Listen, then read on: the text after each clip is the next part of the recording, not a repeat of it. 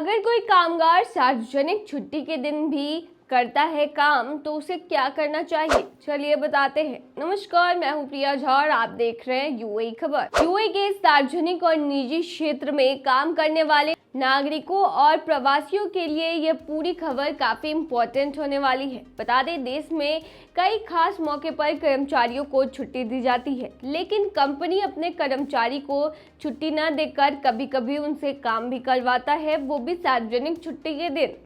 अगर आपके साथ कभी ऐसा हुआ है और अगर नहीं हुआ है और भविष्य में ऐसा ना हो, इसीलिए आपके पास इससे जुड़ी जानकारी होनी चाहिए।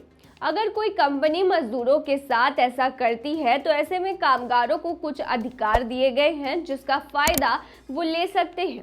आज हम आपको इससे जुड़ी जानकारी देने जा रहे हैं। अगर आप सार्वजनिक अवकाश पर काम करते हैं तो इस अवधि के दौरान काम करने के लिए मुआवजे के मामले में आपके क्या अधिकार हैं, चलिए बताते हैं। कामगार सार्वजनिक छुट्टियों पर पूरे वेतन के साथ आधिकारिक दिनों की छुट्टी का हकदार होगा, जिसे कैबिनेट के एक प्रस्ताव द्वारा भी परिभाषित किया जा चुका है।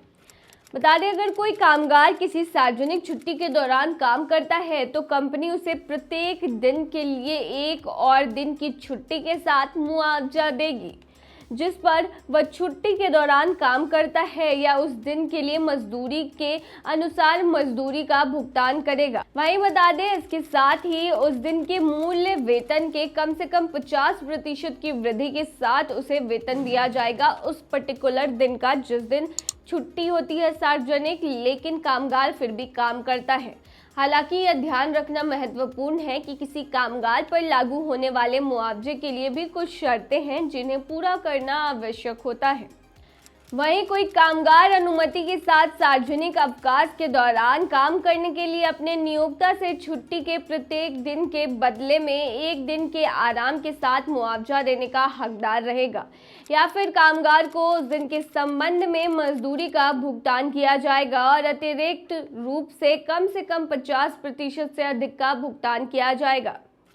वहीं संयुक्त अरब अमीरात में एक कामगार के रूप में यदि आप संयुक्त अरब अमीरात में काम कर रहे हैं तो श्रम कानून के आधार पर अपने अधिकारों के बारे में पूछताछ करना चाहते हैं या आपको मिलने वाले मुआवजे से संबंधित शिकायतें करनी है, तो ऐसा करने के लिए आसान तरीका है कि आप मानव संसाधन मंत्रालय से संपर्क करें।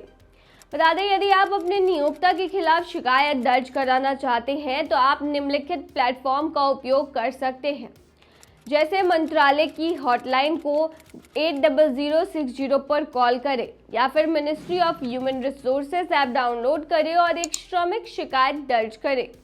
तीसरा है, मिनिस्ट्री ऑफ ह्यूमन रिसोर्सेज की ऑफिशियल वेबसाइट पर जाएं और श्रमिक शिकायत दर्ज करने के ऑप्शंस को चुनें।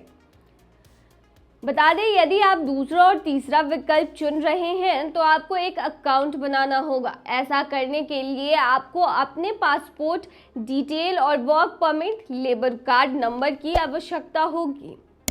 वहीं एक बार जब आप शिकायत दर्ज कर लेते हैं तो आपको 72 के भीतर कॉफ केंद्र के कानूनी सलाहकार का फोन आएगा, जो शुरू में इस मुद्दे का एक सौहार्दपूर्ण समाधान खोजने की कोशिश करेगा।